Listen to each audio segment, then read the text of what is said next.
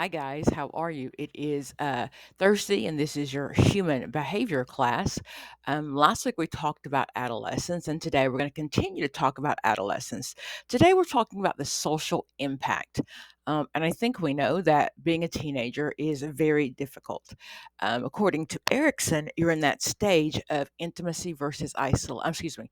You're in the age stage of trying to figure out who you are, which is going to be then identity versus role confusion. So in these stages, I'm supposed to be able to figure out like who I am as a person, um, who getting to know who I like, my sexual orientation, all those things develop in this time frame. So let's go through and discuss some of these important things. Okay, so adolescent rebellion, is that a myth? So the truth is, it is some rebellion is normal, right? Because this is where we're going from dependent on mom and dad, and we want to be independent. Sometimes, though, mom and dad are still pulling the monetary string, so that's a little bit difficult. But Margaret Mead studied teenagers in Samoa and South Pacific Islands and found that when a culture gradu- when a client when a culture provides a gradual, serene transition from child to adult, rebellion is not typical. Okay, but in most other countries, most teenagers feel close to their parents and view their parents' approval. So part of that is a normal, as we're trying to become adults and make our own decisions, yet we're still ending up on mom and dad's dime sometimes. So your peer group is everything at this age, right? They are the smartest and they know everything. I used to tell all my kids, come to me, ask me, because your friends are as smart as you are, which means when it comes to things like drugs, alcohol, sex, talk to me about it. So I've tried to have a very open communication with my children and with my children's friends. So I do think that's one of the things that all social workers should encourage for parents, to remember they were teens themselves, and to have that open, ongoing conversation about the parents' expectations, about the rules in the house. And you think kids aren't listening, but I promise you they are. Okay. So, homeless youth, of course, we talked about that a little bit, I believe. Okay. So, eating disorders, that is a huge thing. I think we talked recently about the Facebook and Instagram recently came out, and they were talking about um, the effect that social media has on kids. Okay. And what we found that is, many teenagers, especially teenage girls, want to look like what they see in the magazines, or things that they appear that they think are true. So we know that many of those photos aren't true, right? So anorexia nervosa and bulimic nervosa. Bulimia is compulsing overeating and then getting rid of it. So whether it's exercising or throwing up, either one of those things are bulimic nervosa. Now, anorexics, bulimics look normal size. You would know by looking at them that someone is bulimic. However, anorexics are way too thin. Anorexia is called egosyntonic. What it means is in sync with the ego of the person. They always think they're too fat. They can weigh like 3 pounds and they're not buying that. They think they're way too fat. So anorexics refuse to accept that they are thin. They eat very little, even when experiencing intense hunger. They only they insist they need to lose even more weight, right? So it can happen so bad that they actually begin to lose their period and things such as that. Okay, I'm going to flip ahead to chapter 9. I just wanted to cover that.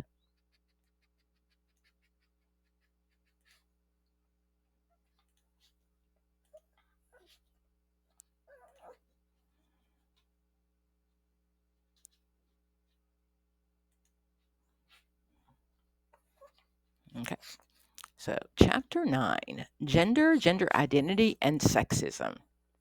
These are the newest terms that are coming out. And if you're not sure, then be sure that you ask one of your teenage children, because everyone's quite familiar with the new terminology that we use in the community. Okay, so, and this again is from the viewpoint of someone who's in the helping profession, right? Okay, so gender refers to the social and psychological characteristics associated with being male or female. Characteristics typically associated with the female gender include gentle, emotional, and cooperative, right?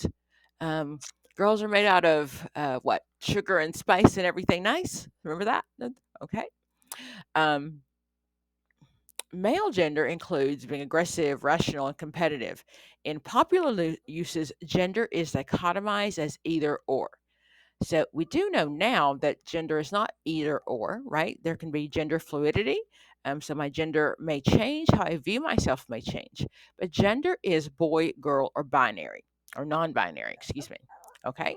So gender identity is how I see myself. The term gender dysphoria means that how I was born or how I was what I was assigned with at birth is I don't agree with that. So yes, while I may have been assigned a penis at birth, I do feel like I am female. Okay, and I can identify as female or I can identify as non-binary or anything on the scope. Okay. So, gender is a social construct. What that means is gender roles are as we define them in our society, right? So, women should stay home and take care of the babies, and men should go out to work. Where's that written? Right? That's not written anywhere. So that is a construct that we in our country has have developed. Some countries are very much the same with the same kind of gender identity. But in many countries, it's okay if women are the provider, and even the problems in America, if women are the providers, it's just fine, right? Okay. So evaluate traditional gender role stereotypes. Again, those very stereotypical gender roles that people my age played are much differently than the roles that my daughters and my children's role play, right? Again, I was raised to be the great wife and to make dinner, and of course we know the inequities of working moms. So I, worked really hard to um, get my career and then take care of my home and all those things that we hear that we're supposed to do, which we know that aren't necessarily true. A major problem with gender stereotypes is they often limit people's alternative, right? Maybe I don't want to be a typical female. Maybe I want to see myself differently, right? So remember, and then you're not old enough, but a few years ago, the CEO of one of the social media companies was she had her baby and came back to work like 2 weeks later, and everybody's like, "What? What? How can you do that? That's not okay, right?" Because the gender stereotype is we're supposed to take care of the children and the home, and somehow manage to keep everything together. Okay.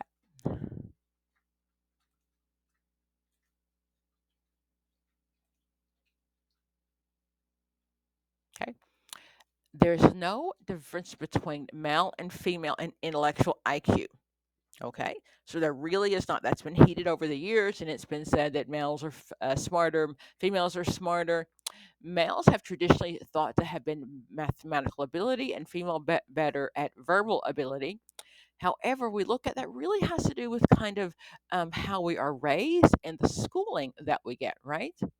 Okay, so in middle school, many times we still do, we have where we separate the boys from the girls because at that age, girls are interested um, in the boys, right? And boys aren't quite interested yet in the girls. Girls mature faster. So many girls will dumb themselves down to get the boys' attention. We still come from a society where women are told many times that let the boy win, right? Let him feel like he's smarter or better than you are. All of those things. So we just want to remember that that's the side that we come from, and that's just not true. So girls can do just as well, and we've seen that rise in STEM programs very quickly, right? So especially for girls, people are individuals. Remember to keep men and women the same. The inequity still exists. Okay, so the inequity, if we look at the number of people for females, this is the annual earnings. The annual earnings of females of all races is 20,000. Of white females, it's 21, and African American, it's 19. And then we look at the males who are slightly higher. A couple of reasons behind that is one of the things that we've known in research is that women work less hours as usual. And of course, I'm not going to say this for every female, so don't call me and yell at me. But overall, what we found is women worked less hours. That men, in turn, were working many more hours in the field, many more hours at work, and women were working less hours. Okay, and again, because someone has to pick up the kids, someone has to feed the kids, all of those things, so which are just as important, right? We have to raise a whole society of a generation of people that someone has to take care of. We also know that when it comes to those professions, so we kind of look doctor to doctor, but what we know in general, females choose lower paying, even doctoral medical positions, right? They are more willing to be the gynecologist, OBGYN, the pediatricians, things that have a regular schedule, like a 9 to 5 schedule, so they can be home with the kids. Men, on the other hand, are more likely to choose maybe ER surgeons or plastic surgery, things like that. So we know it's not doctor for doctor per se. It really is because of the careers that women choose. Again, which is not a bad thing. It's not a bad thing.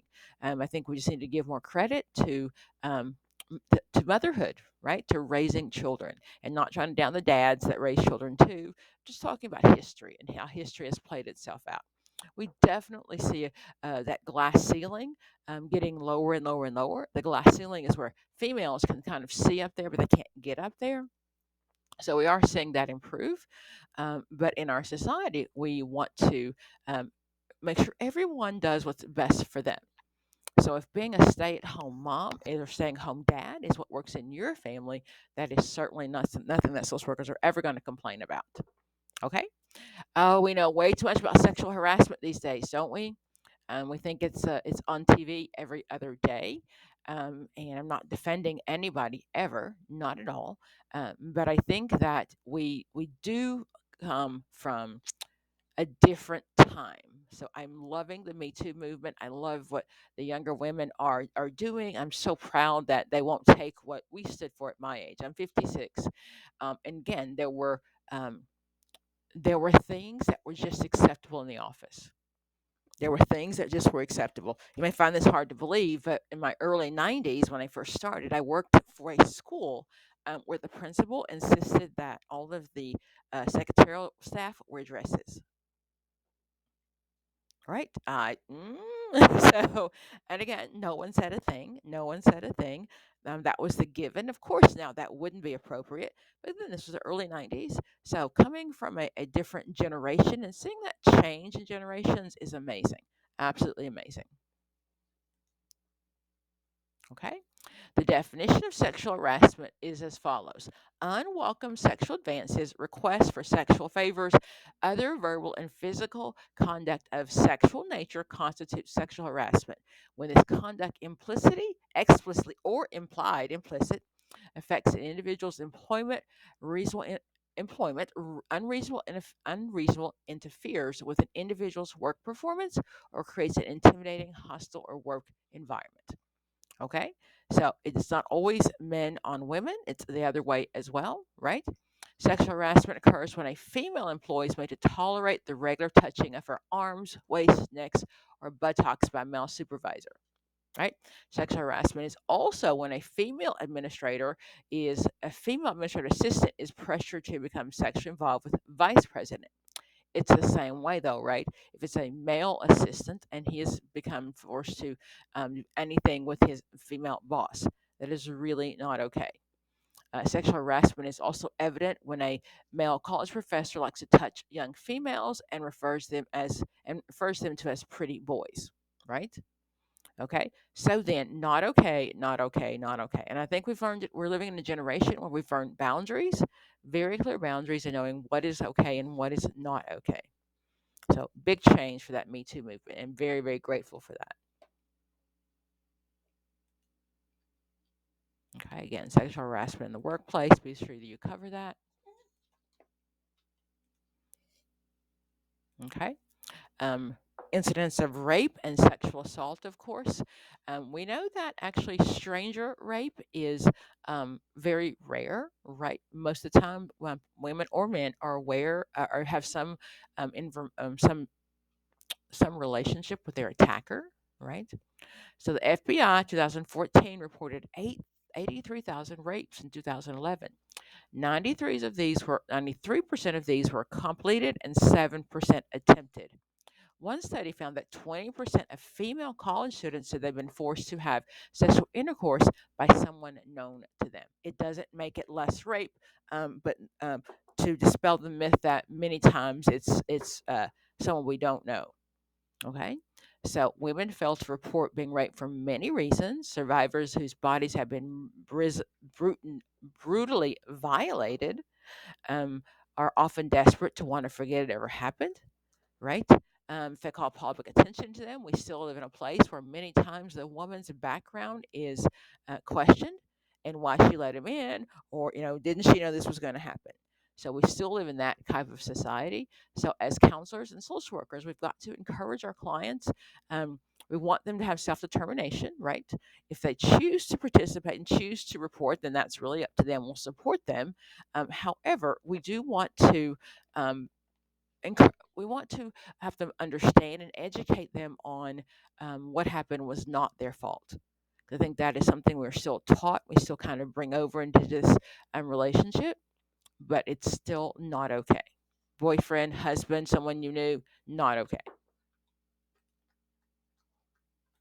Okay, some common myths about rape, the profile of rapists. Date rape, again, that's still common. Girls these days know when you go out, well, before COVID, right? When you go out, be sure that you have a friend with you. You don't leave your drink. You don't let him bring you a drink. All of those things, right, can make me more vulnerable and someone victimizing me, certainly on a date. Okay.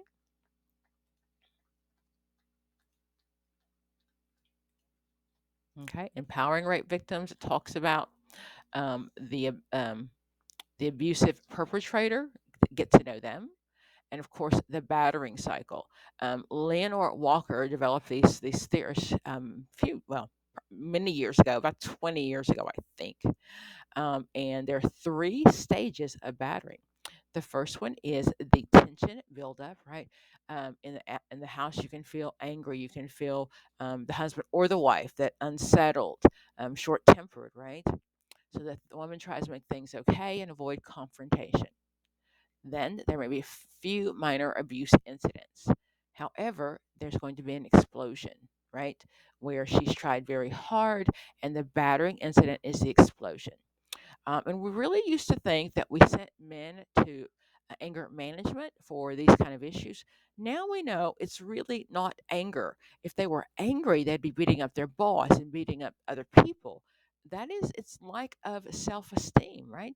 I'm beating up someone who is smaller, who is weaker than I am, and it makes me feel better to be in charge. So it's not anger management. It really is not. It's definitely looking at the need for self-esteem for our batterers. And I know that finds hard to believe that, oh my gosh, these awful people that are batterers. But from the counseling, from the social work point of view, we do realize you don't wake up one day and begin to batter your wife, right? It doesn't happen that way. That today I'm going to go, beat somebody up. It's not. It's again, I'm not doing well at my job. The kids don't respect me. All of those things that the man internalizes, and then he takes them out on his wife. The honeymoon period, of course, is when he apologizes and he brings her flowers and he says, "Oh, honey, it'll never happen again." Right? So, three stages. That's going to be the build up, the tension build up. It's going to be then the battering stage, and then the honeymoon period. What happens is they get closer and closer. So it may happen a year and nothing happens, and then it'll happen in 6 months. Every 6 months he blows up, and then it begins to happen more frequently, right? So what we do know is women will leave the relationship when it is the social exchange theory. It is when it's costing me more to stay in the relationship than it would cost me to leave.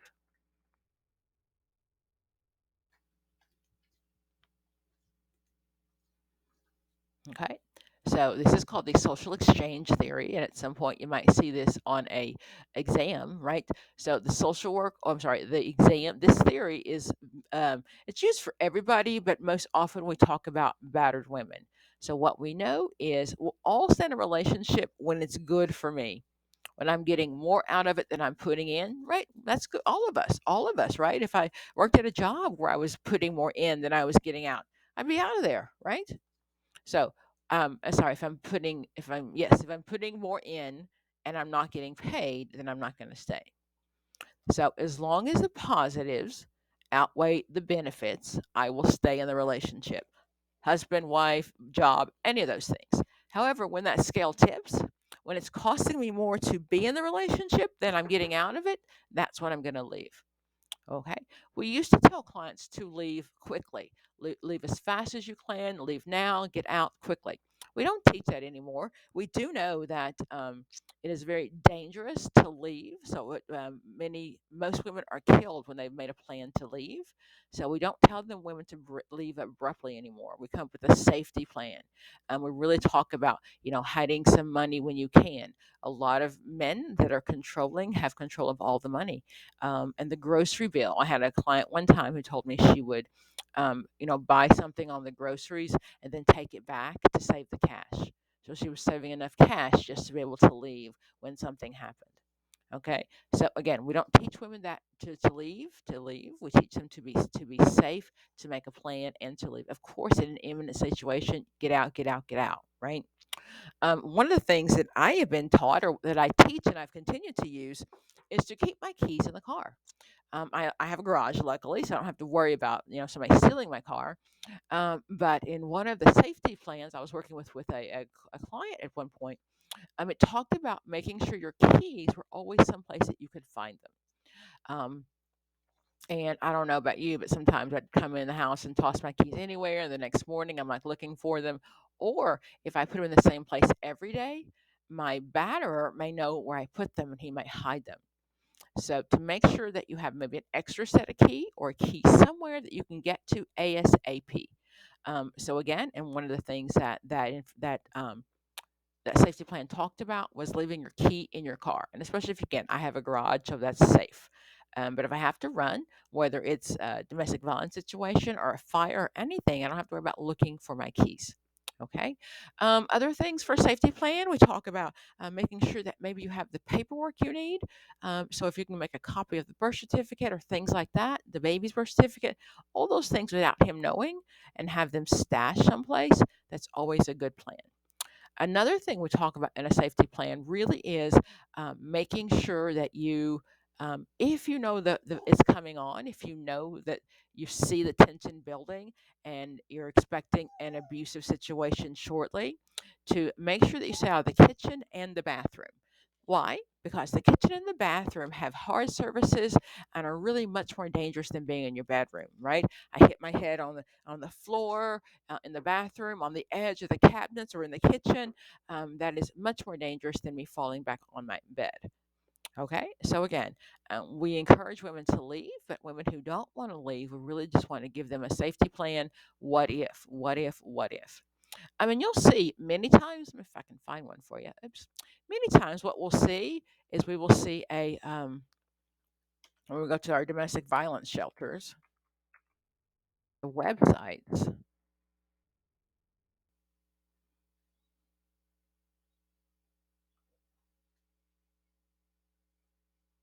Try and find one.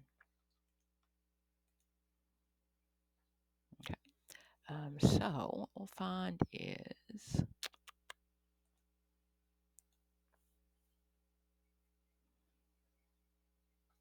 talks about how to search for domestic violence, how to look for them in your state. Let's say I'm in Maine.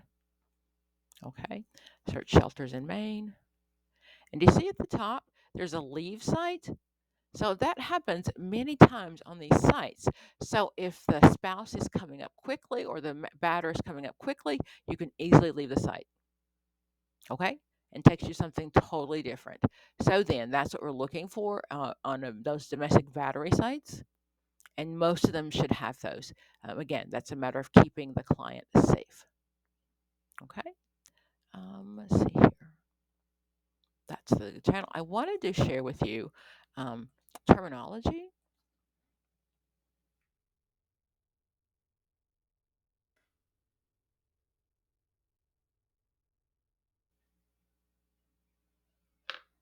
Hold on, I have a document for that.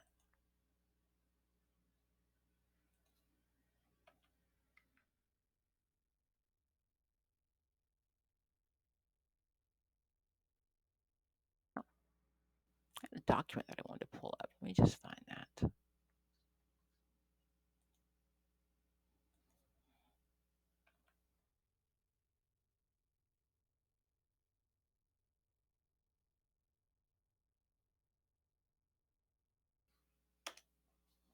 Okay, I'm struggling here, all right? I'm telling you.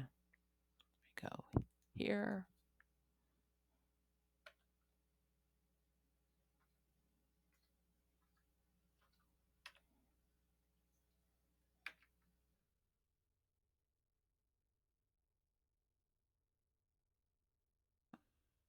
I can spell today, can't I? Okay. And this is a pretty good glossary if you're not sure what terms to use. There's another one I like even better.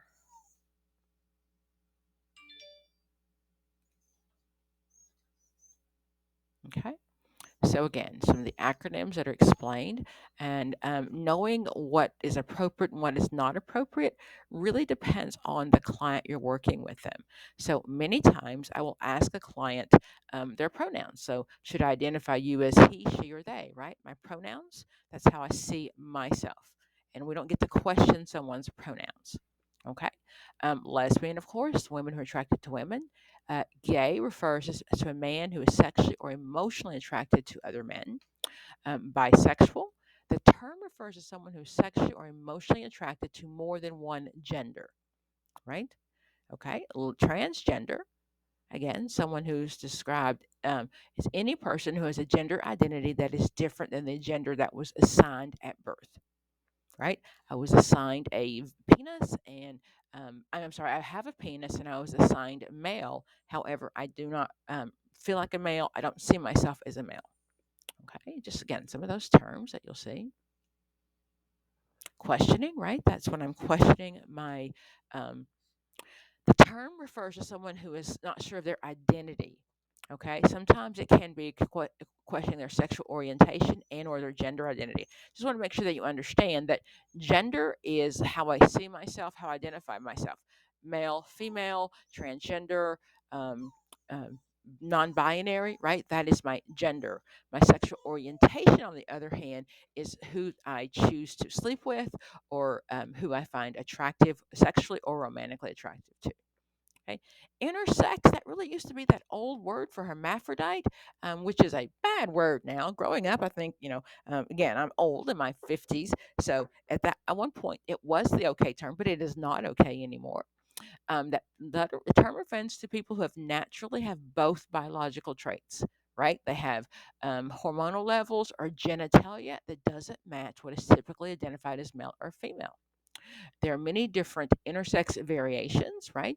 So many times I have more testosterone than I have estrogen, right? More male than female, or more female than male.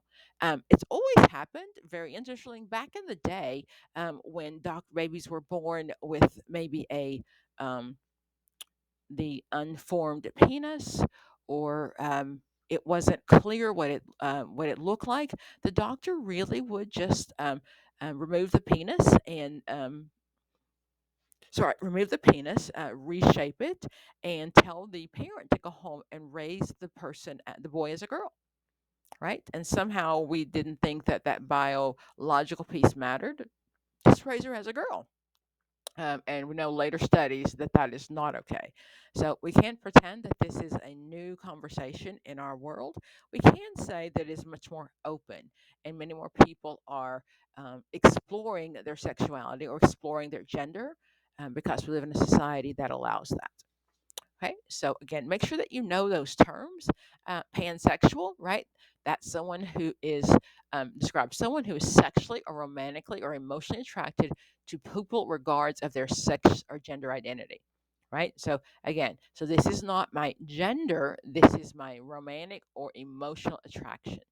I had a friend tell me once that she was just in love with beautiful people. It didn't matter if they were male or female. That's who she decided to age with. Okay.